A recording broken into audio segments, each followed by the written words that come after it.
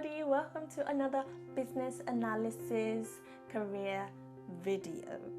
In today's video, I'll be talking about how to analyze business processes. This is actually one of my most favorite parts of the business analysis career. Right, so this is one of my most favorite aspects of the business analysis career because it allows me to have that visual representation, and it allows me to start to see through analysis what options we have, what solutions we can have. It allows you to identify pain points. Where can you improve processes? Where can you improve system interaction? Where can you improve or move from manual to automated processes? So this is why it's one of my favorite part of the career as a whole. So how to analyze business processes? What exactly is a business process model?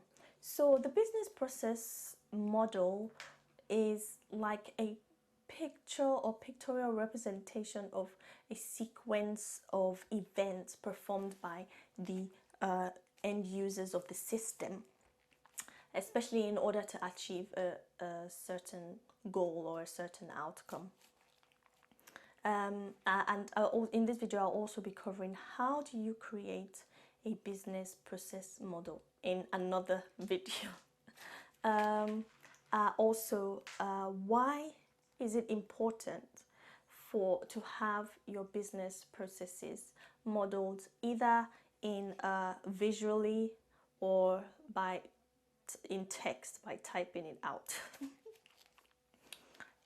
So the main points or the main things to consider in your business process model is you want to know what the end goal is of your process. What are you trying to achieve? So yeah, you want to know what the end goal is, as well as knowing that end goal, you also want to know what are the steps or the tasks you have to do in order to reach that end goal. So the business process model is there to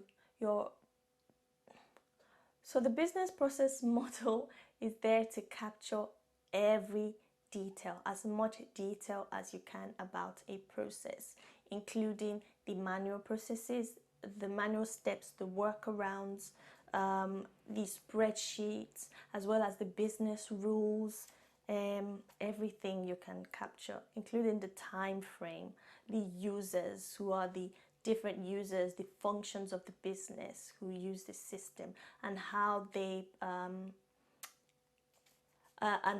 hand over their tasks, in having that sequential flow.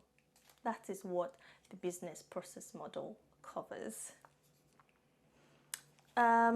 So what exactly are the key elements of the business process model? You have to have the scope of your process. What exactly is it covering? Without going outside the scope of that process, if you're looking at a complaints process, for example, you're only focused on whatever is entailed within that complaints process, including the systems, the users, the workarounds, the handovers. You're not looking at any process outside that. Like I mentioned before, another element is the outcome. What is your end goal? What are you trying to achieve from this process? Why are you doing this process? And then comes the tasks.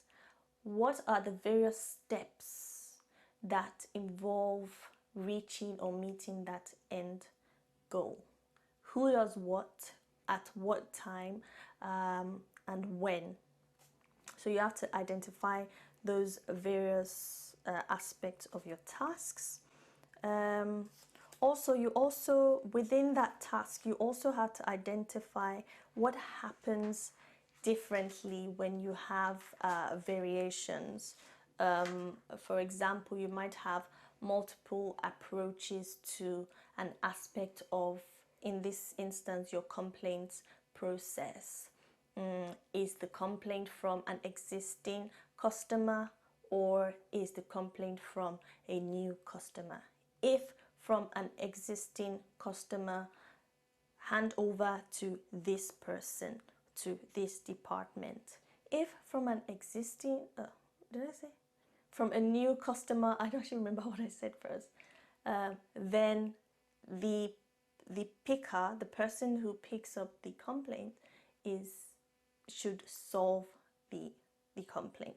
This is just an example of identifying the variations within the process, answering the questions where there are steps that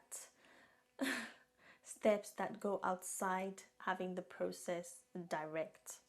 Don't know, I hope I'm not confusing you.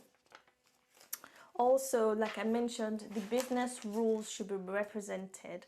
How often is a user or how long the business rule, how many days is it for you to respond to the complaint? In what formats are you responding? Via email? Are you giving the client a call? So those business rules also need to be identified within the business process model.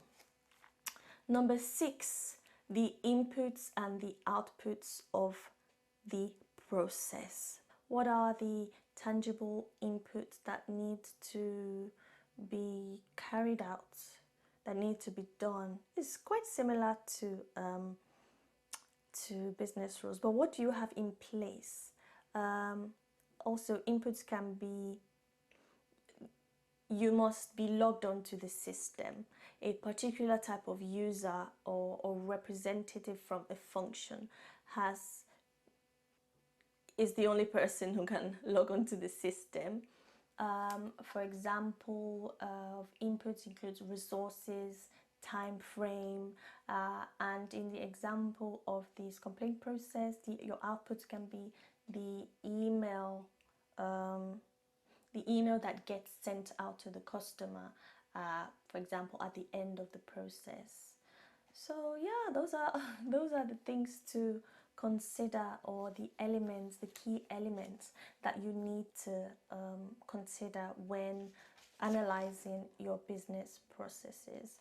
At the same time, with representing your business process in a visual representation, it's also advised to have a textual representation of your business process in the same document. So say you're writing a business process in a Word document, for example.